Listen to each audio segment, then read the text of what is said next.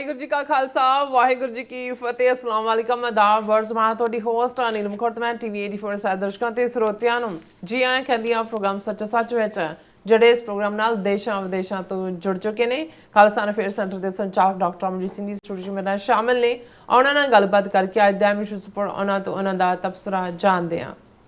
ਜੀ ਡਾਕਟਰ ਸਾਹਿਬ ਵਾਹਿਗੁਰੂ ਜੀ ਕਾ ਖਾਲਸਾ ਵਾਹਿਗੁਰੂ ਜੀ ਕੀ ਫਤਿਹ। हाँ जी नीलम कौर जी ਤੁਹਾਨੂੰ ਵੀ ਤੇ ਦੁਨੀਆ ਭਰ ਚ ਬੈਠੇ ਸਾਡੇ ਬਹੁਤ ਹੀ ਪਿਆਰੇ ਸੋਹਣੇ ਸਿਆਣੇ ਸੁਨੱਖੇ ਟੀਵੀ 84 ਦੇ ਦਰਸ਼ਕਾਂ ਨੂੰ ਵੀ ਵਾਹਿਗੁਰੂ ਜੀ ਕਾ ਖਾਲਸਾ ਵਾਹਿਗੁਰੂ ਜੀ ਕੀ ਫਤਿਹ। ਸਾਡੇ ਬਹੁਤ ਹੀ ਪਿਆਰੇ ਮੁਸਲਮਾਨ ਭੈਣਾਂ ਭਰਾਵਾਂ ਨੂੰ ਅਸਲਾਮ ਅਲੈਕਮ। ਗੰਗਾ ਜਮਨੀ ਤਹਿਜ਼ੀਬ ਦੇ ਹਿੰਦੂ ਤਵੀਆਂ ਨੂੰ ਨਮੋ ਨਮੇ ਤੇ ਹੋਰ ਸਭ ਵੀਰਾਂ ਭੈਣਾਂ ਨੂੰ ਆਦਾਬ ਅਰਜ਼। ਜੀ ਡਾਕਟਰ ਸਾਹਿਬ ਜੀ ਨੂੰ ਪ੍ਰੋਗਰਾਮ ਸੱਚੋ ਸੱਚ ਵਿੱਚ ਬਹੁਤ ਮਿਹਰਬਾਨੀ। ਜੀ ਡਾਕਟਰ ਸਾਹਿਬ ਅੱਜ 22 जनवरी 2026 9 ਮਾਘ ਨਾਨਕਸ਼ਾਹੀ ਸੰਮਤ 557 ਦਾ ਦਿਨ ਹੈ ਤੇ ਡਾਕਟਰ ਸਾਹਿਬ ਪ੍ਰੋਗਰਾਮ ਸ਼ੁਰੂ ਕਰਨ ਤੋਂ ਪਹਿਲਾਂ ਅਸੀਂ ਦਰਸ਼ਕਾਂ ਤੇ ਸਰੋਤਿਆਂ ਨੂੰ ਹਮੇਸ਼ਾ ਤੁਹਾਨੂੰ ਦੱਸਦੇ ਵਿਊਅਰਸ ਜੇ ਤੁਸੀਂ ਹੱਕ ਸੱਚ ਇਨਸਾਫ ਤੇ ਪਿਆਰਾ ਦਿੰਦਾ ਇੱਕੋ ਇੱਕ ਚੈਨਲ ਟੀਵੀ 84 ਨੂੰ ਦੇਖਣਾ ਚਾਹੁੰਦੇ ਹੋ ਤਾਂ ਤੁਸੀਂ ਦੇਖ ਸਕਦੇ ਹੋ ਸਪੈਕਟਰਮ ਕੇਬਲ, ਆਰਟਸਨ ਕੇਬਲ, ਗਲਫਨ ਕੈਨੇਡਾ, roku, ਜਾਦੂ ਬਾਕਸ, ਸ਼ਾਵਾ, ਫੇਸਬੁੱਕ ਟੀਵੀ 84 ਦੀ ਐਪ ਰਾਹੀਂ online streaming and IP box ਤੇ ਤੁਸੀਂ ਟੀਵੀ 84 ਨੂੰ ਦੇਖ ਸਕਦੇ ਹੋ। ਵਿਊਅਰਸ ਜੇ ਤੁਸੀਂ ਟੀਵੀ 84 ਨਾਲ ਜੇ ਪ੍ਰੋਗਰਾਮ ਸੱਚੋ ਸੱਚ ਨਾਲ ਫੇਸਬੁੱਕ ਰਾਹੀਂ ਜੁੜੇ ਹੋ ਤਾਂ ਇਸ ਵੱਧ ਲਾਈਕ ਕਰੋ ਤੇ ਸ਼ੇਅਰ ਕਰੋ ਅਤੇ ਨਾਲ ਹੀ YouTube ਤੇ ਸਬਸਕ੍ਰਾਈਬ ਵੀ ਕਰੋ। ਇਹ ਵੀ ਦੱਸ ਦੇ ਕਿ ਤੁਸੀਂ ਟੀਵੀ 84 ਦੀ ਐਪ ਨੂੰ ਐਂਡਰੋਇਡ ਐਂਡ ਐਪ ਸਟੋਰ ਤੇ ਡਾਊਨਲੋਡ ਕਰਕੇ ਜੋ ਟੀਵੀ 84 ਦੀ ਲਾਈਵ ਸਟ੍ਰੀਮ ਹੈ ਇਸ ਨੂੰ ਤੁਸੀਂ 24 ਆਵਰਸ ਦੇਖ ਸਕਦੇ ਹੋ। ਸੋ ਵਿਊਅਰਸ ਪ੍ਰੋਗਰਾਮ ਦੀ ਸ਼ੁਰੂਆਤ ਕਰਾਂਗੇ ਅੱਜ ਦੀ ਸਪਾਂਸਰਸ਼ਿਪ ਦੇ ਵਾਲੇ ਨਾਲ ਕਿ ਅੱਜ ਦੇ ਪ੍ਰੋਗਰਾਮ ਸੱਚੋ ਸੱਚ ਨੂੰ ਸਪਾਂਸਰ ਕੀਤਾ ਗਿਆ ਵਰਜੀਨੀਆ ਤੋਂ ਹਰਿੰਦਰਬੀਰ ਸਿੰਘ ਜੀ ਨੂੰ। ਸੋ ਇਹਨਾਂ ਨੇ ਟੀਵੀ 84 ਦੀ ਵੱਧ ਤੋਂ ਵੱਧ ਜਿਹੜੀ ਸਪੋਰਟ ਕਰਨ ਲਈ ਕਿਹਾ ਔਰ ਖਾਲਸਾ ਦੀ ਪ੍ਰਾਪਤੀ ਤੇ ਸਿੱਖ ਕੌਮ ਦੀ ਚੜ੍ਹਦੀ ਕਲਾ ਦੀ ਅਰਦਾਸ ਕੀਤੀ ਹੈ। ਸੋ ਅੱਜ ਦੀ ਸਪਾਂਸਰਸ਼ਿਪ ਲਈ ਅਸੀਂ ਵੀਰ ਹਰਵਿੰਦਰਬੀਰ ਸਿੰਘ ਜੀ ਦਾ ਤਹਿ ਦਿਲ ਤੋਂ ਧੰਨਵਾਦ ਕਰਦੇ ਹਾਂ। ਤੁਹਾਨੂੰ ਵੀ ਅਪੀਲ ਤੇ ਬੇਨਤੀ ਕਰਦੇ ਹਾਂ ਤੁਸੀਂ ਪ੍ਰੋਗਰਾਮ ਸੱਚੋ ਸੱਚ ਨੂੰ ਵੱਧ ਤੋਂ ਵੱਧ ਸਪਾਂਸਰ ਕਰੋ। ਸਪਾਂਸਰਸ਼ਿਪ ਲਈ ਤੁਸੀਂ ਕਾਲ ਕਰ ਸਕਦੇ ਸਾਡੇ ਫੋਨ ਨੰਬਰ ਤੇ 5166191984 ਸੇ ਨੰਬਰ ਤੇ ਤੁਸੀਂ WhatsApp ਕਰ ਸਕਦੇ ਹੋ। ਤੁਸੀਂ ਈਮੇਲ ਵੀ ਕਰ ਸਕਦੇ info@tv4.tv ਤੇ। ਸੋ ਵੀਅਰਸ ਪਹਿਲੇ ਸੈਗਮੈਂਟ ਦੇ ਵਿੱਚ ਆਪਾਂ ਗੱਲਬਾਤ ਕਰਨ ਜਾ ਰਹੇ ਹਾਂ ਬੋਰਡ ਆਫ ਪੀਸ ਦੇ ਹਵਾਲੇ ਨਾਲ ਕਿ ਪ੍ਰੈਜ਼ੀਡੈਂਟ ਟਰੰਪ ਨੇ ਗਾਜ਼ਾ ਸਮਝੌਤੇ ਨੂੰ ਅੱਗੇ ਤੋਰਨ ਲਈ ਬੋਰਡ ਆਫ ਪੀਸ ਨੂੰ ਅਮਲੀ ਜਿਹੜਾ ਜਾਮਾ ਹੈ ਉਹ ਪਹਿਨਾ ਦਿੱਤਾ ਹੈ ਔਰ 19 ਮੁਲਕਾਂ ਨੇ ਸਾਂਝੇ ਤੌਰ ਤੇ ਪ੍ਰੈਜ਼ੀਡੈਂਟ ਟਰੰਪ ਦੇ ਸਾਹਮਣੇ ਇੱਕ ਬੋਰਡ ਆਫ ਪੀਸ ਵਿੱਚ ਸ਼ਮੂਲੀਅਤ ਲਈ ਜਿਹੜੇ ਦਸਤਖਤ ਕੀਤੇ ਨੇ ਔਰ ਜਿਨ੍ਹਾਂ ਵਿੱਚ ਭਾਰਤ ਜਿਹੜਾ ਪੂਰੀ ਤਰ੍ਹਾਂ ਗੈਰ ਹਾਜ਼ਰ ਰਿਹਾ। ਭਾਰਤ ਹਾਲਾਂਕਿ ਪ੍ਰੈਜ਼ੀਡੈਂਟ ਟਰੰਪ ਨੇ ਇਹ ਕਿਹਾ ਕਿ ਭਾਰਤ ਨਾਲ ਜਲਦੀ ਹੀ ਕੋਈ ਵਪਾਰਕ ਸਮਝੌਤਾ ਹੈ ਉਹ ਹੋ ਜਾਵੇਗਾ। ਸੋ ਇਸ ਬਾਰੇ ਆਪਾਂ ਗੱਲਬਾਤ ਕਰਨ ਜਾ ਰਹੇ ਹਾਂ। ਸੋ ਅਸੀਂ ਚਾਹਾਂਗੇ ਕਿ ਤੁਸੀਂ ਇਸੇ ਤਰ੍ਹਾਂ ਬਣੇ ਰਹਿਣਾ ਦੇਖਣ ਸੁਣਨ ਲਈ ਤੁਹਾਡਾ ਸਭ ਦਾ ਬਹੁਤ ਬਹੁਤ ਧੰਨਵਾਦ। ਜੀ ਡਾਕਟਰ ਸਾਹਿਬ ਕੀ ਵਿਚਾਰਾਂ ਨੇ? ਸਭ ਤੋਂ ਪਹਿਲਾਂ ਤਾਂ ਅੱਜ ਦੇ ਪ੍ਰੋਗਰਾਮ ਨੂੰ ਸਪਾਂਸਰ ਕਰਨ ਲਈ ਅਸੀਂ ਆਪਣੇ ਵੀਰ ਹਰਿੰਦਰਬੀਰ ਸਿੰਘ ਵੜੈਚ ਉਹਨਾਂ ਦਾ ਸ਼ੁਕਰੀਆ ਅਦਾ ਕਰਦੇ ਹਾਂ। ਪੇਸ਼ੇ ਵਜੋਂ ਇੰਜੀਨੀਅਰ ਨੇ, ਉੱਚ ਅਹੁਦੇ ਤੇ ਅਮਰੀਕਾ 'ਚ ਆ ਕੇ ਵੀ ਉਹਨਾਂ ਨੇ ਆਪਣੇ ਫੀਲਡ ਦੇ ਵਿੱਚ ਹੀ ਨੌਕਰੀ ਕੀਤੀ ਕਾਉਂਟੀ ਦੇ ਵਿੱਚ। ਗੁਰੂ ਨਾਨਕ ਇੰਜੀਨੀਅਰਿੰਗ ਕਾਲਜ ਲੁਧਿਆਣਾ ਦੇ ਗ੍ਰੈਜੂਏਟ ਨੇ ਔਰ ਇਹ ਸਾਰਾ ਬੈਚ ਜਿਨ੍ਹਾਂ ਦੇ ਵਿੱਚ ਹਰਿੰਦਰਬੀਰ ਸਿੰਘ ਵੜੈਚ, ਸਾਡੇ ਵੀਰ ਸ਼ਮਸ਼ੇਰ ਸਿੰਘ, ਇਹ ਸਾਰੇ ਸੰਘਰਸ਼ ਦੇ ਪੀਰੀਅਡ ਦੇ ਵਿੱਚ ਨਵਨੀਤ ਸਿੰਘ ਕਾਦੀਆਂ ਔਰ ਭਾਈ ਦਲਜੀਤ ਸਿੰਘ ਔਰ ਦੂਸਰੇ ਜਿਹੜੇ ਯੋਧੇ ਨੇ ਉਹਨਾਂ ਦੇ ਨਾਲ ਜਿਹੜਾ ਸੰਘਰਸ਼ ਦਾ ਹਿੱਸਾ ਰਹੇ ਔਰ ਬਹੁਤ ਸਾਰੇ ਨੇ ਜਿਹੜੇ ਉਸ ਪੀਰੀਅਡ 'ਚ ਇਸ ਬੈਂਡ ਵੈਗਨ ਤੇ ਚੜ੍ਹੇ ਹੋਣਗੇ। ਕੁਛ ਉਤਰ ਗਏ, ਕੁਛ ਨੇ ਸ਼ਹੀਦੀਆਂ ਪਾਈਆਂ, ਲੇਕਿਨ ਬਹੁਤ ਥੋੜ੍ਹੇ ਰਹਿ ਗਏ ਜਿਨ੍ਹਾਂ ਨੇ ਆਪਣੀ ਇਸ ਵਫਾ ਨੂੰ ਅੱਗੇ ਤੋਰਿਆ। ਔਰ ਇੱਥੇ ਹੁੰਦਿਆਂ ਵੀ ਇਹ ਦੋਵੇਂ ਵੀਰ ਜਿਹੜੇ ਜਿਨ੍ਹਾਂ ਦਾ ਮੈਂ ਜ਼ਿਕਰ ਕੀਤਾ ਇਹ ਇਸ ਸੰਘਰਸ਼ ਦੇ ਨਾਲ ਜੁੜੇ ਹੋਏ ਨੇ। ਸਾਡੇ ਨਾਲ ਵੀ 1990 ਤੋਂ ਹੀ ਜਿਹੜੀ ਡੂੰਘੀ ਸਾਂਝ ਹੈ। ਖਾਲਿਸਤਾਨ ਅਫੇਅਰ ਸੈਂਟਰ ਦੇ ਵੀ ਵੱਡੇ ਹਮਾਇਤੀ ਰਹੇ ਔਰ ਟੀਵੀ 84 ਦੇ ਨਾਲ ਵੀ ਰੈਗੂਲਰਲੀ ਜਿਹੜਾ ਇਹਨਾਂ ਦਾ ਰਾਬਤਾ ਵੀ ਹੈ। ਉਸ ਦੇ ਵਿਊਅਰ ਵੀ ਨੇ ਔਰ ਉਸ ਦੇ ਕੰਟਰੀਬਿਊਟਰ ਵੀ ਨੇ। ਔਰ ਅਸੀਂ ਵੀਰ ਹਰਿੰਦਰਬੀਰ ਸਿੰਘ ਵੜੈਚ ਉਹਨਾਂ ਦੇ ਬਜ਼ੁਰਗ ਵੀ ਬੜੇ ਸੁਲਝੇ ਹੋਏ ਸਕੂਲ ਟੀਚਰ ਸਨ। ਉਹਨਾਂ ਦੇ ਕੋਲ ਬਹਿਣਾ ਵੀ ਉਹ ਬਹੁਤ ਵੱਡੇ ਗੁਰਮਤ ਦੇ ਵਿਦਵਾਨ ਨੇ।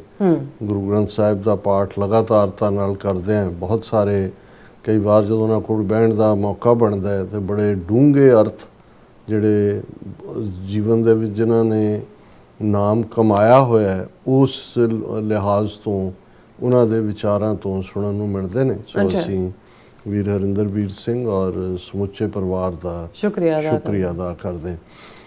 ਦੇਖੋ ਪਿਛਲੇ ਦਿਨਾਂ ਤੋਂ ਅਸੀਂ ਲਗਾਤਾਰਤਾ ਨਾਲ ਇੰਟਰਨੈਸ਼ਨਲ ਪੋਲਿਟਿਕਸ ਨੂੰ ਹੀ ਆਪਣਾ ਹਿੱਸਾ ਬਣਾਉਂਦੇ ਆ ਡਿਸਕਸ਼ਨ ਦਾ। ਅੱਜ ਦੇ ਕੰਟੈਕਸਟ ਦੇ ਵਿੱਚ ਹੋਰ ਜਿਹੜੇ ਨੇ ਟੌਪਿਕ ਵੀ ਨੇ, ਲੇਕਿਨ ਜਦੋਂ ਇੱਕ ਜ਼ਮਾਨਾ ਸੀ ਕਿ ਨਾਰਥ ਅਮਰੀਕਾ ਦੇ ਵਿੱਚ ਕੀ ਹੋ ਰਿਹਾ ਹੈ, ਨਾਰਥ ਅਮਰੀਕਾ ਜਦੋਂ ਕਹਿੰਦੇ ਆ ਤਾਂ ਬਹੁਤ ਵਾਰੀ ਸਾਨੂੰ ਲੱਗਦਾ ਹੁੰਦਾ ਹੈ ਕਿ ਵੀ ਇਹ ਅਮਰੀਕਾ, ਕੈਨੇਡਾ, ਮੈਕਸੀਕੋ ਹੀ ਹੈ। 22 ਤੋਂ 22 ਕੇ 23 ਦੇਸ਼ ਨਾਰਥ ਅਮਰੀਕਾ ਦਾ ਹਿੱਸਾ ਨੇ। ਇੱਥੇ ਕੀ ਹੋ ਰਿਹਾ, 5 ਸਦੀਆਂ ਪਹਿਲਾਂ ਤਾਂ ਪਤਾ ਹੀ ਨਹੀਂ ਸੀ ਕਿ ਨਾਰਥ ਅਮਰੀਕਾ ਐਗਜ਼ਿਸਟ ਵੀ ਕਰਦਾ ਹੈ।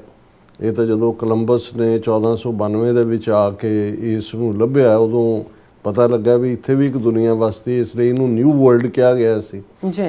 ਇਸੇ ਤਰ੍ਹਾਂ ਬੇਸ਼ੱਕ ਯੂਰਪ ਦੇ ਨਾਲ ਰਾਬਤਾ ਏਸ਼ੀਆ ਦਾ ਜਾਂ ਸਾਡੇ ਖਿੱਤੇ ਦਾ ਉਹ ਸਦੀਆਂ ਪੁਰਾਣਾ ਰਿਹਾ ਹੈ, ਵਪਾਰਕ ਰਾਊਟ ਦੂਜੇ ਤੀਜੇ, ਲੇਕਿਨ ਸਮੁੰਦਰ ਰਾਹੀਂ ਇੱਕ ਦੂਸਰੇ ਨਾਲ ਜੁੜਨਾ ਜਾਂ ਲੱਭਣਾ ਜਾਂ ਉਸ ਰਾਹੀਂ ਸਫ਼ਰ ਦਾ ਨੇੜੇ ਆ ਜਾਣਾ, ਇਹ ਆਲਮੋਸਟ ਉਦੋਂ ਕੀ ਜਦੋਂ ਕੋਲੰਬਸ ਜਿਹੜਾ ਉਹ ਅਮਰੀਕਾ ਦੀ ਭਾਲ ਕਰਦਾ, ਉਦੋਂ ਵਾਸਕੋ ਡੀ ਗਾਮਾ ਜਿਹੜਾ ਪੁਰਤਗਾਲੀ ਹੈ ਔਰ ਉਹ ਜਾ ਕੇ ਕੇਰਲਾ ਦੇ ਵਿੱਚ ਕੋਚੀਨ, ਬਾਅਦ ਦੇ ਵਿੱਚ ਗੋਆ, ਉਸ ਦੇ ਵਿੱਚ ਪਹੁੰਚ ਜਾਂਦਾ ਹੈ ਔਰ ਫਿਰ 5 ਸਦੀਆਂ 1960 ਤੱਕ ਗੋਆ ਜਿਹੜਾ ਹੈ ਉਹ ਪੁਰਤਗਾਲ ਦੇ ਕਬਜ਼ੇ ਦੇ ਵਿੱਚ ਹੀ ਰਿਹਾ ਹੈ। ਇਵੇਂ ਵਪਾਰ ਦਾ ਇੱਕ ਰਸਤਾ ਖੁੱਲ੍ਹਦਾ ਜੀ। ਹੁਣ ਉਦੋਂ ਵੀ ਅਫਰੀਕਾ ਬਹੁਤ ਮੰਦਹਾਲੀ ਦੇ ਵਿੱਚ ਸੀ ਔਰ ਜਦੋਂ ਤੱਕ ਅਸੀਂ 2-3 ਸਦੀਆਂ ਪਹਿਲਾਂ 18ਵੀਂ 19ਵੀਂ ਸਦੀ ਤੱਕ ਦੇਖਦੇ ਹਾਂ, ਫਿਰ ਇਹੀ ਯੂਰਪ ਦੀਆਂ ਪਾਵਰ ਜਿਹੜੀਆਂ ਅੱਜ ਵੀ ਤੁਸੀਂ ਯੂਰਪ ਦੇ ਨਕਸ਼ੇ ਤੇ ਦੇਖੋ, ਸਾਰਾ ਯੂਰਪ ਵੀ ਕਿੰਨਾ ਕੁ ਹੈ, ਪਰ ਉਹਦੇ ਜਿਹੜੇ ਛੋਟੇ ਛੋਟੇ ਮੁਲਕ ਨੇ, ਸਪੇਨ ਹੈ, ਪੁਰਤਗਾਲ ਹੈ ਔਰ ਨਾਰਵੇ ਹੈ ਔਰ ਹਾਲੈਂਡ ਹੈ, ਜਿਹਨੂੰ ਅੱਜ ਨੀਦਰਲੈਂਡ ਕਹਿੰਦੇ ਨੇ, ਬ੍ਰਿਟਨ ਹੈ ਜਾਂ ਫਰਾਂਸ ਹੈ, ਕਿੰਨੇ ਨੇ। ਬ੍ਰਿਟਨ ਵੀ ਜੇ ਤੁਸੀਂ ਕੁੱਲ ਮਿਲਾ ਕੇ ਦੇਖੋ, ਜਿਹਨੂੰ ਇੰਗਲੈਂਡ ਓਰੀਜਨਲੀ ਕਿਹਾ ਜਾਂਦਾ ਸੀ, ਇਹਨੇ ਵੀ ਬਾਕੀਆਂ ਨੂੰ ਕੋਲੋਨਾਈਜ਼ ਕਰਨ ਤੋਂ ਪਹਿਲਾਂ ਆਇਰਿਸ਼ ਨੂੰ ਦੇ ਉੱਤੇ ਕਬਜ਼ਾ ਕੀਤਾ, ਆਇਰਲੈਂਡ ਤੇ ਸਕਾਟਲੈਂਡ ਤੇ ਕਬਜ਼ਾ ਕੀਤਾ।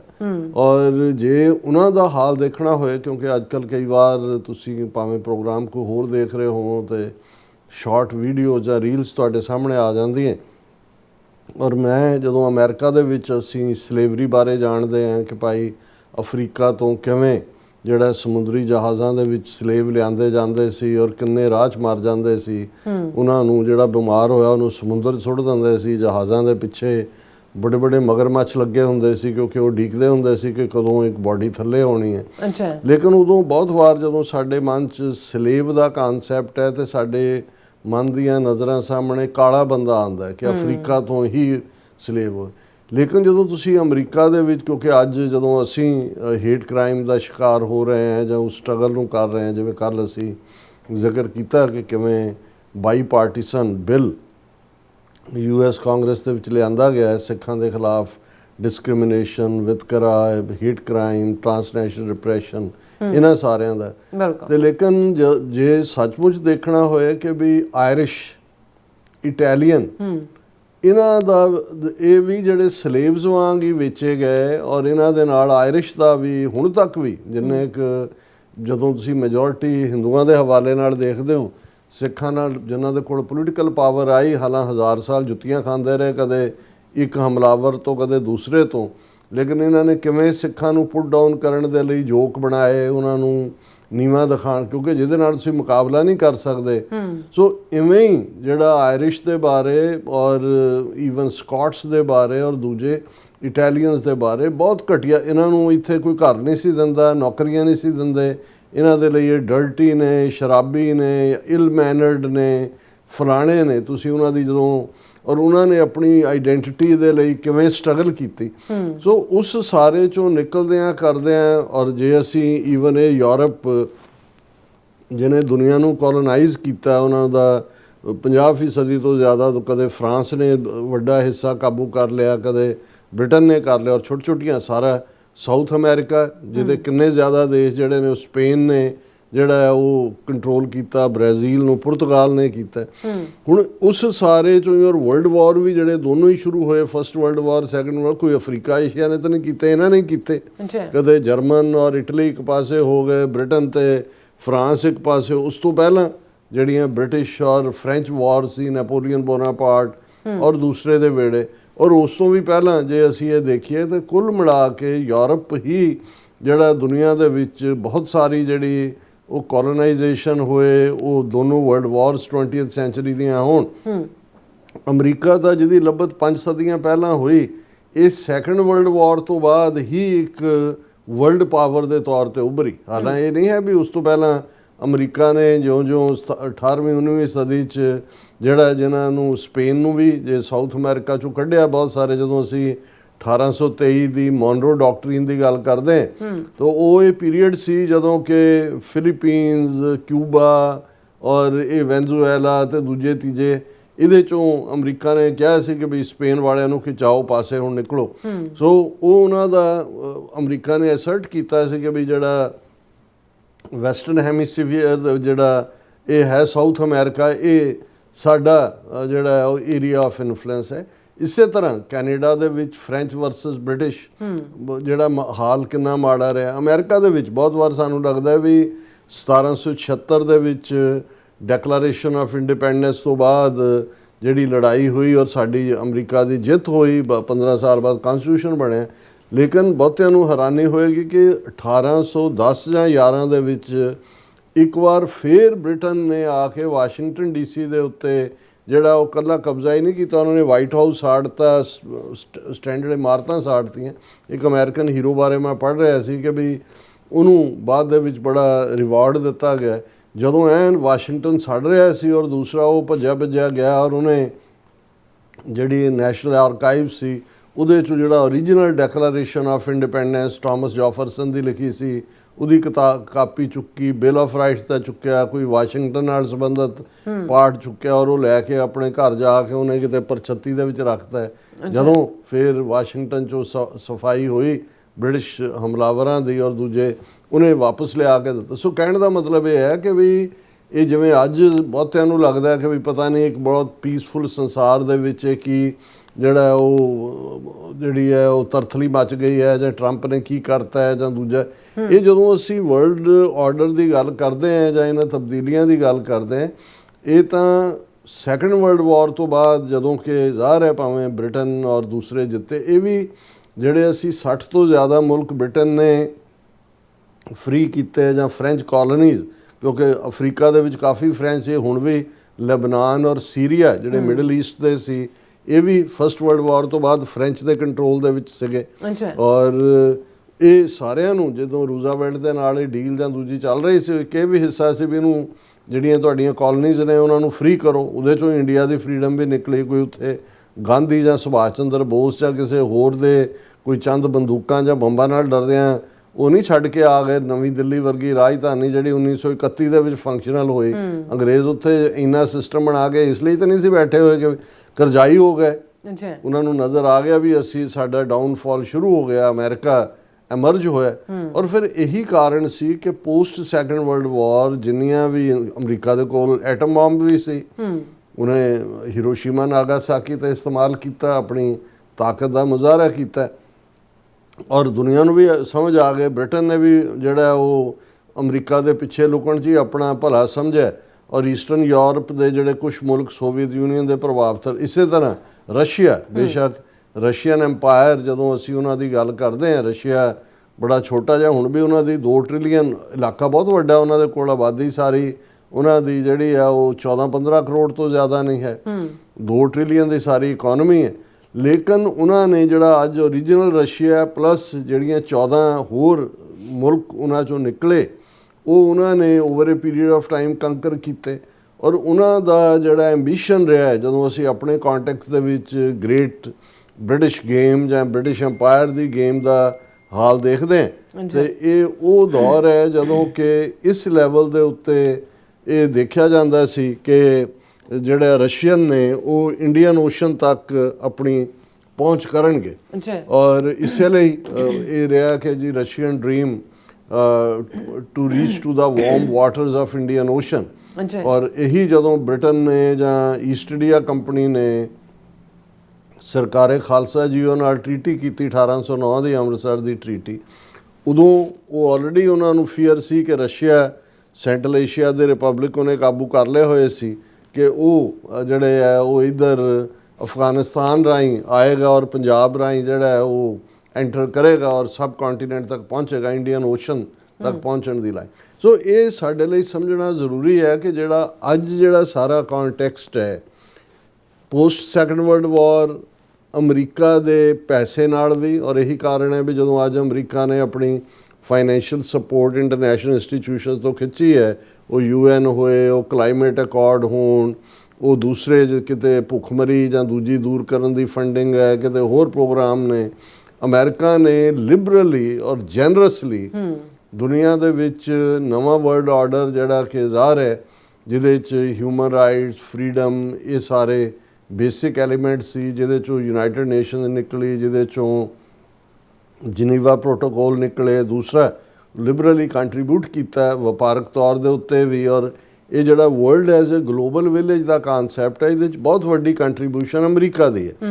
ਔਰ ਕਿਉਂਕਿ ਸੋਵੀਅਤ ਯੂਨੀਅਨ ਦੇ ਉਭਾਰ ਦੇ ਨਾਲ ਯੂਰਪ ਦੇ ਵਿੱਚ ਇੱਕ ਫੀਅਰ ਆਇਆ ਵੀ ਇਹ ਤਾਂ ਜਿਹੜਾ ਰਸ਼ੀਆ ਹੈ ਇਹ ਰੋਲ ਡਾਊਨ ਕਰੇਗਾ, ਔਰ ਫਿਰ ਅਮਰੀਕਨ ਏਜੰਡਾ ਵੀ ਸੀ ਕਿ ਸੋਵੀਅਤ ਯੂਨੀਅਨ ਨੂੰ ਕੰਟੇਨ ਕਰਨਾ ਤਾਂ ਕਿ ਆਪਣੀਆਂ ਹੱਦਾਂ ਤੋਂ ਬਾਹਰ ਨਾ ਆਏ, ਤੇ ਯੂਰਪ ਨੂੰ ਵੀ ਜਿਹੜੀ ਹੈ ਉਹ ਆਪਣੀ ਹਿਫਾਜ਼ਤ ਚਾਹੀਦੀ ਸੀ ਕਿ ਵੀ ਸਾਨੂੰ ਕੋਈ ਸਿਕਿਉਰਿਟੀ ਦੇ। ਤੇ ਜਿਹੜੀ ਨੈਟੋ ਹੋਣ ਦੇ ਵਿੱਚ ਆਈ, ਨਾਰਥ ਅਮਰੀਕਨ ਐਟਲਾਂਟਿਕ ਆਰਗੇਨਾਈਜੇਸ਼ਨ, ਇਹ ਉਸ ਚੋਂ ਹੀ ਜਿਹੜੀ ਹੈ ਨਿਕਲਦੀ ਹੈ। ਔਰ ਨਤੀਜੇ ਦੇ ਤੌਰ ਦੇ ਉੱਤੇ ਈਵਨ ਕੈਨੇਡਾ ਵੀ ਉਹਨੂੰ ਜੁਆਇਨ ਕਰਦਾ ਹੈ, ਔਰ ਈਵਨ ਟਰਕੀ, ਹਾਲਾਂਕਿ ਟਰਕੀ ਜਿਹੜਾ ਹੈ ਉਹ ਉਹਦਾ ਹਿੱਸਾ ਸੈਂਟਰਲ ਏਸ਼ੀਆ ਨਾਲ ਵੀ ਲੱਗਦਾ ਹੈ, ਯੂਰਪ ਨਾਲ ਵੀ ਲੱਗਦਾ ਹੈ, ਉਹ ਕੋਈ ਵਾਈਟ ਰੇਸ ਨਹੀਂ ਹੈ। ਯੂਰਪ ਨੂੰ ਤਾਂ ਐਕਸਕਲੂਸਿਵਲੀ ਵਾਈਟ ਜਿਹੜਾ ਹੈ ਉਹ ਰੇਸ ਦੇ ਹੈਬੀਟੈਂਟਸ ਦੇ ਤੌਰ ਤੇ ਦੇਖਿਆ ਜਾਂਦਾ ਹੈ। ਇਹੀ ਕਾਰਨ ਹੈ ਜਦੋਂ ਟਰੰਪ ਨੇ ਕੱਲ ਡੈਵੋਸ ਸਵਿਟਜ਼ਰਲੈਂਡ ਦੇ ਵਿੱਚ ਵਰਲਡ ਇਕਨੋਮਿਕ ਫੋਰਮ ਦੇ ਵਿੱਚ ਕਿਹਾ ਕਿ ਜੀ ਦੇਖੋ ਇਹ ਕਿੰਨੀ ਫੇਲਿਅਰ ਹੈ ਇਹਨਾਂ ਦੀ, ਇਹ ਸਭ ਨਲਾਇਕ ਨੇ, ਇਹਨਾਂ ਨੇ ਕੁਝ ਨਹੀਂ ਕੀਤਾ। ਅੱਜ ਯੂਰਪ ਦੇ ਕੁਝ ਹਿੱਸੇ ਐਸੇ ਨੇ, ਲੱਗਦਾ ਹੀ ਨਹੀਂ ਉਹਨਾਂ ਦੀਆਂ ਸ਼ਕਲਾਂ ਦੇਖ ਕੇ ਉਹਨੇ ਬਾਈ ਅਪੀਅਰੈਂਸ ਦੇ ਡੋਂਟ ਲੁੱਕ ਲਾਈਕ ਯੂਰਪ।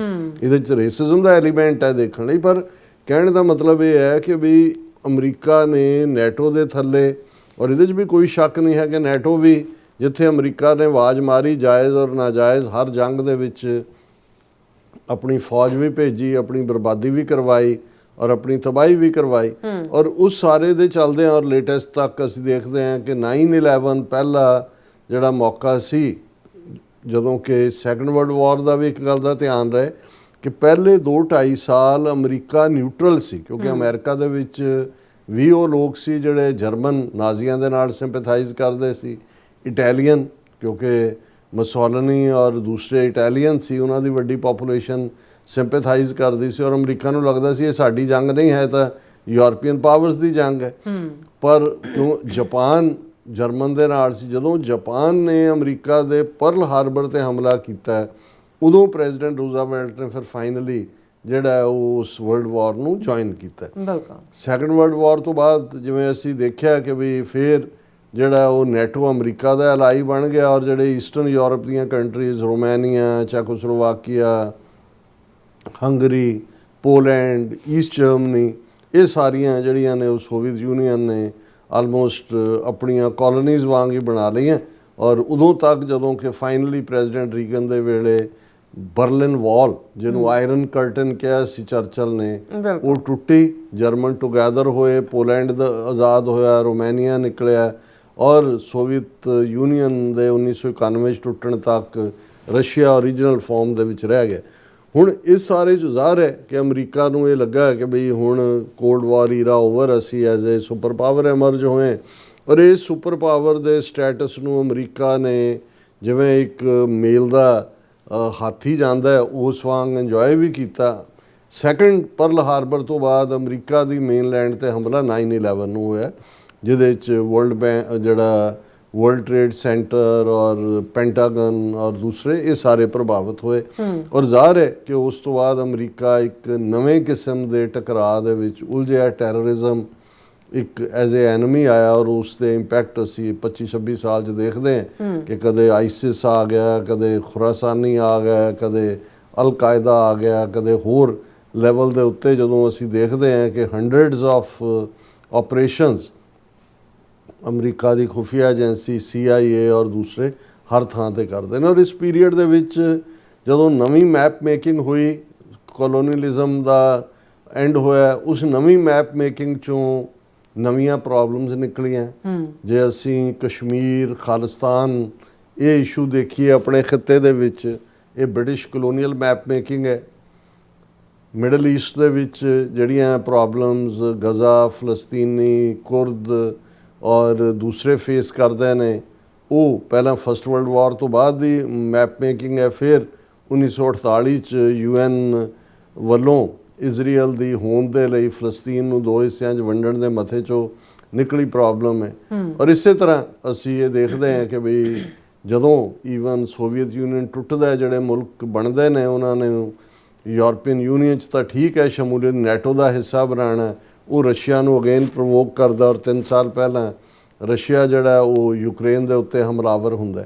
ਹੁਣ ਇਹ ਸਾਰਾ ਪਿਛੋਕੜ ਇਸ ਲਈ ਵੀ ਹੈ ਕਿ ਸਮਝਣ ਲਈ ਜ਼ਰੂਰੀ ਹੈ ਕਿ ਪ੍ਰੈਜ਼ੀਡੈਂਟ ਟਰੰਪ, ਜਿਨ੍ਹਾਂ ਨੇ, ਉਹਨਾਂ ਦਾ ਇੱਕ ਆਪਣਾ ਵਿਜ਼ਨ ਹੈ, ਕੋਈ ਉਸ ਦੇ ਨਾਲ ਸਹਿਮਤ ਹੋਏ ਨਾ ਹੋਏ ਇਹ ਠੀਕ ਹੈ। ਕੁਝ ਚੀਜ਼ਾਂ ਦੇ ਵਿੱਚ ਜਿਹੜੀ ਧਿੰਗਾ ਮੁਸ਼ਤੀ ਹੈ, ਜਾਂ ਜਿਸ ਨੂੰ ਅਸੀਂ ਜ਼ੋਰਾਵਰ ਦਾ 37-20 ਹੁੰਦਾ, ਪਰ ਇਹ ਪਾਰਟ ਕੋਈ ਨਵਾਂ ਤਾਂ ਨਹੀਂ ਹੈ। ਇਹ ਗੱਲ ਬਿਲਕੁਲ ਕੈਨੇਡੀਅਨ ਪ੍ਰਾਈਮ ਮਿਨਿਸਟਰ ਨੇ ਜਦੋਂ ਡੈਵੋਸ ਦੀ ਮੀਟਿੰਗ ਦੇ ਵਿੱਚ ਐਡਰੈਸ ਕਰਦੇ ਆ ਗੱਲ ਕਹੀ ਕਿ ਪਹਿਲਾਂ ਵੀ ਇਵੇਂ ਸੀ, ਔਰ ਇਹ ਅਸੀਂ ਚੁੱਪ ਰਹਿੰਦੇ ਸੀ ਕਿਉਂਕਿ ਸਾਨੂੰ ਲੱਗਦਾ ਸੀ ਕਿ ਵੀ ਅਲਟੀਮੇਟਲੀ ਜਿਹੜਾ ਜ਼ੋਰਾਵਰ ਹੈ ਉਸ ਦੇ ਕੋਲ ਹੀ ਤਾਕਤ ਹੋਣੀ ਹੈ।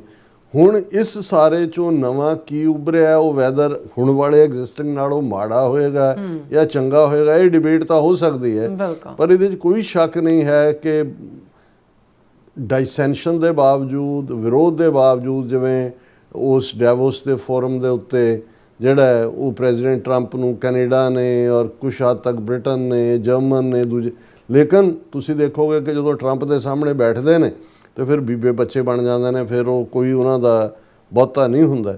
ਸੋ ਜਦੋਂ ਟਰੰਪ ਨੇ ਇਸ ਡੈਵੋਸ ਮੀਟਿੰਗ ਜਾਣ ਤੋਂ ਪਹਿਲਾਂ ਜਿਹੜਾ ਆਪਣਾ ਇੱਕ ਬੋਰਡ ਆਫ ਪੀਸ ਦੇ ਥੱਲੇ ਉਹਨਾਂ ਨੇ ਐਲਾਨ ਕੀਤਾ ਕਿ ਭਾਈ ਆ ਹੈ ਚਾਰਟਰ, ਭਾਵੇਂ ਉਹਨੂੰ ਗਜ਼ਾ ਦੀ ਸਟੇਬਿਲਿਟੀ ਦੇ ਨਾਲ ਜੋੜਿਆ ਗਿਆ ਕਿ ਕਿਵੇਂ ਹੋਣਾ ਹੈ, ਪਰ ਜਦੋਂ ਤੁਸੀਂ ਉਹਦਾ ਚਾਰਟਰ ਦੇਖਦੇ ਹੋ ਫਿਰ ਤੁਹਾਨੂੰ ਲੱਗਦਾ ਵੀ ਇਹ UN ਦੇ, ਯੂਨਾਈਟਿਡ ਨੇਸ਼ਨਸ ਦੇ ਬਦਲ ਦੇ ਤੌਰ ਤੇ ਪ੍ਰੈਜ਼ੈਂਟ ਕੀਤਾ ਜਾ ਰਿਹਾ। ਔਰ ਇਸ ਨੂੰ ਠੀਕ ਸਮਝਿਆ ਯੂਰਪ ਵਾਲਿਆਂ ਨੇ, ਇਸ ਲਈ ਚਾਈਨਾ ਨੇ ਕਿਹਾ ਵੀ ਅਸੀਂ UN ਦੀ ਹਿਫਾਜ਼ਤ ਕਰਾਂਗੇ। ਔਰ ਇਸ ਦੇ ਉੱਤੇ ਜਿਹੜਾ UK won't join board of piece, ਉਹਨਾਂ ਨੇ ਕਿਹਾ ਵੀ ਅਜੇ ਅਸੀਂ ਦੇਖ ਰਹੇ ਹਾਂ ਵੀ ਕਿਵੇਂ ਕੀ ਕਰਨਾ ਹੈ।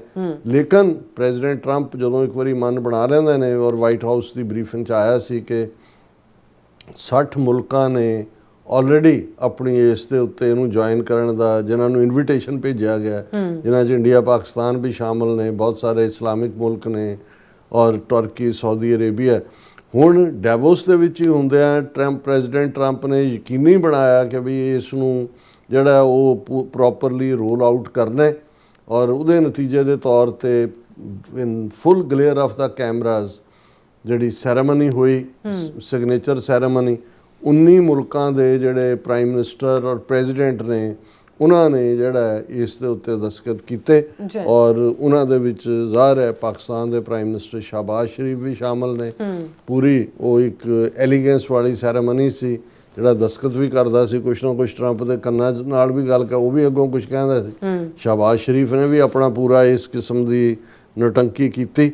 ਔਰ ਇਹ 19 ਮੁਲਕ, ਹਾਲਾਂਕਿ ਵਾਈਟ ਹਾਊਸ ਨੇ ਕਿਹਾ ਕਿ ਬਹੁਤ ਸਾਰੇ ਹੋਰ ਨੇ, ਲੇਕਿਨ ਇਹਦੇ ਨਾਲ ਇਹ ਜਿਹੜਾ ਰੋਲ ਆਊਟ ਹੋਇਆ, ਔਰ ਇਹ ਜਿਹੜੀ ਕਵਰੇਜ ਹੈ, ਨਿਊਜ਼ ਕਵਰੇਜ, ਉਹਦੇ 'ਚ ਉਹਨਾਂ ਨੇ ਜਿਹੜਾ, ਜਿਨ੍ਹਾਂ ਨੇ ਮੌਕੇ ਦੇ ਉੱਤੇ 19 ਮੁਲਕਾਂ ਦੇ ਵਿੱਚ ਕਜ਼ਾਕਿਸਤਾਨ ਦੇ ਪ੍ਰੈਜ਼ੀਡੈਂਟ, ਬਹਿਰੀਨ, ਔਰ ਇਸੇ ਤਰ੍ਹਾਂ ਜਿਹੜਾ ਸਲਮਨ ਅਲ ਪਾਕਿਸਤਾਨ ਦੇ ਸ਼ਹਬਾਜ਼ ਸ਼ਰੀਫ, ਕੋਸੋਵੋ, ਮੋਰਾਕੋ, ਔਰ ਇਸੇ ਤਰ੍ਹਾਂ ਜਿਹੜੀ ਹੈ ਇਹ ਹੋਰ ਵੀ ਮੁਲਕਾਂ ਦੇ ਨਾਂ ਨੇ, ਮੈਂ ਵਕਤ ਘੜੀ ਵੱਲ ਵੀ ਦੇਖ ਰਿਹਾ। ਹੁਣ ਇਹ ਜਿਹੜੀ ਗੱਲ, ਕਿਉਂਕਿ ਭਾਰਤ ਦੀ ਨੁਮਾਇੰਦਗੀ ਵੀ ਡੈਵੋਸ ਸੀ, ਪੂਰਾ ਡੈਲੀਗੇਸ਼ਨ ਗਿਆ ਹੋਇਆ, ਮੋਦੀ ਇੱਧਰ ਉੱਧਰ ਤਾਂ ਉਹਨੂੰ ਕਰ ਰਿਹਾ ਕਿ ਬ੍ਰਾਜ਼ੀਲ ਦੇ ਲੂ ਨੂੰ ਮਿਲਿਆ ਤੇ ਫਲਾਣੇ ਨੂੰ, ਲੇਕਿਨ ਇਸ ਸੈਰੇਮਨੀ 'ਚੋਂ ਭਾਰਤ ਗਾਇਬ ਸੀ। ਹਾਲਾਂ ਆਪਣੀ ਪ੍ਰੈਜੈਂਟੇਸ਼ਨ ਦੇ ਵੇਲੇ ਵੀ ਟਰੰਪ ਨੇ ਮੋਦੀ ਦਾ ਫਿਰ ਜ਼ਿਕਰ ਕੀਤਾ, ਮਾਈ ਫਰੈਂਡ ਮੋਦੀ, ਇਹ ਵੀ ਕਿਹਾ ਵੀ ਭਾਰਤ ਦੇ ਨਾਲ ਟ੍ਰੇਡ ਡੀਲ ਜਲਦੀ ਸਾਈਨ ਹੋ ਜਾਏਗੀ। ਔਰ ਦੂਸਰਾ, ਲੇਕਿਨ ਨਾਲ ਦੀ ਨਾਲ ਜਿਹੜਾ ਇਹ ਵੀ ਉਹਨੇ ਜਿਹੜੇ ਅਮਰੀਕਾ ਦੇ ਟ੍ਰੇਜਰੀ ਸੈਕਟਰੀ ਨੇ ਕਿਹਾ ਕਿ India stopped buying oil from Russia, claims US treasury secretary. ਔਰ ਉਹਨੇ ਇਹ ਕਿਹਾ ਕਿ ਵੀ ਜਦੋਂ ਦਾ ਇਹ ਯੂਕਰੇਨ ਕਨਫਲਿਕਟ ਸ਼ੁਰੂ ਹੋਇਆ ਇੰਡੀਆ ਬਾਏ ਕਰਦਾ ਸੀ ਔਰ ਰਸ਼ੀਅਨ ਆਇਲ 25% ਟੈਰਿਫ ਉਹਦੇ ਤੇ ਲੱਗਿਆ ਔਰ ਹੁਣ ਇੰਡੀਆ ਨੇ ਜਿਹੜਾ ਉਹ ਰਸ਼ੀਅਨ ਆਇਲ ਬਾਏ ਕਰਨਾ ਬੰਦ ਕਰ ਦਿੱਤਾ ਹੈ। ਇਹ ਉਹਨਾਂ ਨੇ ਜਿਹੜਾ ਉਹਨਾਂ ਨੇ ਕਿਹਾ ਵੀ ਇਹ 25% ਟੈਰਿਫ ਦਾ ਨਤੀਜਾ ਹੈ। ਫੌਕਸ ਬਿਜ਼ਨਸ ਦੇ ਨਾਲ ਉਹਨਾਂ ਨੇ ਇੰਟਰਵਿਊ ਦਿੰਦਿਆਂ ਕਿਹਾ ਵੀ ਇੰਡੀਆ ਨੇ ਰਸ਼ੀਅਨ ਆਇਲ ਜਿਹੜਾ ਉਹ ਯੂਕਰੇਨ ਕਨਫਲਿਕਟ ਤੋਂ ਬਾਅਦ ਬਾਏ ਕਰਨਾ ਸ਼ੁਰੂ ਕੀਤਾ, 25% ਟੈਰਿਫ ਲਾਇਆ ਗਿਆ। Now India has gear down and has stopped buying Russian oil. ਇਸੇ ਤਰ੍ਹਾਂ ਜਿਹੜੀ ਟਰੰਪ ਨੇ ਇੰਡੀਆ ਬਾਰੇ ਕਿਹਾ ਕਿ ਜੀ ਟ੍ਰੇਡ ਡੀਲ ਸਾਈਨ ਹੋ ਜਾਏਗੀ, ਇਸ ਦੇ ਉੱਤੇ ਈਵਨ ਇੰਡੀਆ ਦੇ ਜਿਹੜਾ ਇਸ ਮਹਿਕਮੇ ਦਾ ਸੈਕਟਰੀ ਹੈ ਉਸਨੇ ਵੈਸ਼ਨਵ ਉਹਨੇ ਕਿਹਾ ਜੀ India deeply engaged on trade matters, ਕਿ ਵੀ ਅਸੀਂ ਜਿਹੜੇ ਐਨਗੇਜ ਹਾਂ ਇਸ ਸਾਰੇ ਦੇ ਵਿੱਚ। ਔਰ ਇਹ ਜਿਹੜਾ ਸਭ ਤੋਂ ਪਹਿਲਾਂ ਹੁਣ ਇਹ ਦੇਖਣਾ ਹੋਏਗਾ ਕਿ ਵੀ ਇਹ ਜਿਹੜਾ board of piece the part ਹੈ ਇਹਨੂੰ ਆਲਰੇਡੀ ਰੋਲ ਡਾਊਨ ਕਰ ਦਿੱਤਾ ਹੈ। ਭਾਰਤ ਇੱਕ ਵਾਰ ਫੇਰ ਪਛੜ ਗਿਆ ਔਰ ਇਸ ਸੰਬੰਧੀ ਮੈਂ ਸਮਝਦਾ ਵੀ ਪਾਕਿਸਤਾਨ ਜਿਸ ਤੇਜ਼ੀ ਨਾਲ ਉਹਨਾਂ ਨੇ ਇਸ ਵਾਰ ਵੀ ਟਰੰਪ ਦਾ ਸਾਥ ਦਿੱਤਾ ਹੈ, ਇਹ ਡਿਪਲੋਮੇਸੀ ਦੇ ਵਿੱਚ ਵੀ ਔਰ ਅਦਰਵਾਈਜ਼ ਬਾਕੀ ਲੈ ਕੇ ਕਿੱਧਰ ਜਾਣਾ ਹੈ ਟਰੰਪ ਨੇ ਇਹ ਤਾਂ ਬਾਅਦ ਦੀ ਗੱਲ ਹੈ, ਲੇਕਿਨ ਬੈਂਡ ਵੈਗਨ ਤੇ ਸਵਾਰ ਹੋਏ ਔਰ ਅਲਟੀਮੇਟਲੀ ਭਾਵੇਂ ਬਹੁਤ ਸਾਰਿਆਂ ਨੂੰ ਲੱਗਦਾ ਹੈ ਵੀ ਯੂਰਪੀਅਨ ਯੂਨੀਅਨ ਔਰ ਨੈਟੋ ਕੁਝ ਜਿਹੜੇ ਨੇ ਚੈਲੰਜ ਕਰਨਗੇ ਔਰ ਟਰੰਪ ਨੇ ਉੱਥੇ ਕਹਿ ਦਿੱਤਾ ਜੀ ਨਹੀਂ ਫੋਰਸ ਦਾ ਮੈਂ ਇਸਤੇਮਾਲ ਨਹੀਂ ਕਰਾਂਗਾ। ਟਰੰਪ ਨੇ ਜੇ ਤੁਸੀਂ ਕੁੱਲ ਮਿਲਾ ਕੇ ਦੇਖੋ ਉਹਨਾਂ ਨੇ ਕਿਹਾ ਜੀ ਉਹਨਾਂ ਨਾਲ ਗੱਲ ਹੋ ਗਈ, ਫਰੇਮਵਰਕ ਤਿਆਰ ਹੈ ਗ੍ਰੀਨਲੈਂਡ ਦਾ ਔਰ ਉਹ ਸਾਰੇ ਨੂੰ ਅਸੀਂ ਜਿਹੜਾ ਪੀਸਫੁਲੀ ਨਜਿੱਠ ਲਾਂਗੇ। ਸੋ ਆਲਰੇਡੀ ਜਿਹੜਾ ਯੂਰਪੀਅਨ ਯੂਨੀਅਨ ਜਾਂ ਨੈਟੋ ਦੇ ਮੁਲਕਾਂ ਦੇ ਵਿੱਚ ਹੌਸਲਾ ਨਹੀਂ ਹੈ ਕਿ ਟਰੰਪ ਨੂੰ ਨੋ ਕਹਿ ਸਕਣ। ਹਾਂ ਕੈਨੇਡਾ ਦੇ ਨਾਲ ਜਰਾ ਰਫੜਾ ਹੁਣ ਜ਼ਿਆਦਾ ਪਿਆ ਕਿਉਂਕਿ ਟਰੰਪ ਨੂੰ ਵੀ ਪਸੰਦ ਨਹੀਂ ਆਇਆ ਵੀ ਮਾਰਕ ਕਾਰਨੀ ਨੇ ਚੈਲੰਜ ਕੀਤਾ ਪਲੱਸ ਜਿਹੜਾ ਉਹਨਾਂ ਨੇ ਕੈਨੇਡਾ ਦੇ ਵਿੱਚ ਇੱਕ ਆਪਣਾ ਨੈਰੇਟਿਵ ਸਿਰਜਿਆ ਜਾ ਰਿਹਾ ਔਰ ਈਵਨ ਲਾਸ ਵੇਗਸ ਔਰ ਕੈਨੇਡੀਅਨ ਟੂਰਿਸਟ ਬਹੁਤ ਘਟ ਗਏ ਅਮਰੀਕਾ 'ਚ। ਔਰ ਅੱਜ ਮੈਂ ਕਿਤੇ ਖਬਰ ਦੇਖ ਰਿਹਾ ਸੀ ਕਿ ਲਾਸ ਵੇਗਸ ਔਰ ਉਸ ਏਰੀਏ 'ਚ ਉਹਨਾਂ ਨੇ ਕੈਨੇਡੀਅਨ ਡਾਲਰ ਨੂੰ ਅਮਰੀਕਨ ਡਾਲਰ ਦੇ ਬਰਾਬਰ ਮੰਨ ਲਿਆ। ਉਹਨਾਂ ਦਾ ਮਤਲਬ ਇਹ ਵੀ ਐਨਕਰੇਜ ਕਰ ਰਹੇ ਨੇ ਵੀ ਕੈਨੇਡੀਅਨ ਹੋਣ। ਸੋ ਇਹ ਜਿਹੜਾ ਇਮੀਡੀਏਟ ਗੁਆਂਢ ਦੇ ਵਿੱਚ ਰਫੜ ਹੈ ਕੈਨੇਡਾ ਨਾਲ, ਮੈਂ ਸਮਝਦਾ ਵੀ ਅਮਰੀਕਾ ਨੂੰ ਜਿਹੜਾ ਉਹ ਭਰਾਤਰੀ ਭਾਵ ਵਾਲਾ ਸਲੂਕ ਕਰਨਾ ਚਾਹੀਦਾ ਸੀ। ਯੂਰਪ ਵਾਲਿਆਂ ਨਾਲ ਤਾਂ ਚਲੋ ਕੋਈ ਨਹੀਂ, ਪਿਛਲੇ ਪੈਸੇ ਵੀ ਉਗਰਾਣੇ ਨੇ ਇਹ ਜੀ ਤੁਹਾਡੇ ਤਾਂ ਇੰਨਾ ਖਰਚ ਕੀਤਾ ਹੁਣ ਵਾਪਸ ਕਰੋ। ਬਿਲਕੁਲ ਰਾਸਾ ਤੁਹਾਡਾ ਬਹੁਤ ਬਹੁਤ ਸ਼ੁਕਰੀਆ। ਸੋਥਲੈਂਡ ਬ੍ਰੇਕ ਔਰ ਬ੍ਰੇਕ ਜਾਣ ਤੋਂ ਪਹਿਲਾਂ ਅੱਜ ਮੈਂ ਦਰਸ਼ਕਾਂ ਤੇ ਸਰੋਤਿਆਂ ਨੂੰ ਅਪੀਲ ਤੇ ਬੇਨਤੀ ਕਰਦੀ ਵੀਅਰਸ ਜਿਸ ਤਰ੍ਹਾਂ ਤੁਸੀਂ ਜਾਣਦੇ ਹੋ ਕਿ ਟੀਵੀ 84 ਇੱਕ ਪੰਥਕ ਚੈਨਲ ਹੈ ਔਰ ਟੀਵੀ 84 ਦੀ ਚੜ੍ਹਦੀ ਕਲਾ ਲਈ ਵੱਧ ਤੋਂ ਵੱਧ ਡੋਨੇਟ ਕਰੋ। ਡੋਨੇਟ ਕਰਨ ਲਈ ਸਾਡੀ ਵੈਬਸਾਈਟ tv84.tv ਤੇ ਜਾ ਕੇ ਪੇਪਲ ਦੀ ਵਰਤੋਂ ਕਰਕੇ ਵਨ ਟਾਈਮ ਡੋਨੇਟ ਕਰ ਸਕਦੇ ਹੋ, ਮੰਥਲੀ ਡੋਨੇਟ ਵੀ ਕਰ ਸਕਦੇ ਹੋ। ਤੁਸੀਂ ਟੀਵੀ 84 ਦੇ ਨਾਮ ਤੇ ਚੈੱਕ ਬਣਾ ਕੇ ਸਾਨੂੰ ਮੇਲ ਵੀ ਕਰ ਸਕਦੇ ਹੋ ਸਾਡੇ ਇਸ ਪਤੇ ਤੇ 36-01 37th Avenue Long Island City New York 11101 USA ਜਾਂ ਫਿਰ ਤੁਸੀਂ ਸਾਨੂੰ ਫੋਨ ਰਾਹੀਂ ਵੀ ਸੰਪਰਕ ਕਰ ਸਕਦੇ ਹੋ 5166619184। ਤੁਸੀਂ ਸਾਨੂੰ ਈਮੇਲ ਵੀ ਕਰ ਸਕਦੇ ਹੋ info@tv84.tv ਤੇ। ਅਸੀਂ ਤੁਹਾਡੇ ਤਹਿ ਦਿਲ ਤੋਂ ਸ਼ੁਕਰਗੁਜ਼ਾਰ ਹੋਵਾਂਗੇ। ਇਸ ਵਕਤ ਲੈਣੇ ਬ੍ਰੇਕ ਵੀਅਰਸ ਤੁਸੀਂ ਸਾਨੂੰ ਇਸੇ ਤਰ੍ਹਾਂ ਹੀ ਬਣੇ ਰਹਿਣਾ। ਮਿਲਦੇ ਹਾਂ ਆਫਟਰ ਦਿਸ ਸ਼ਾਰਟ ਬ੍ਰੇਕ।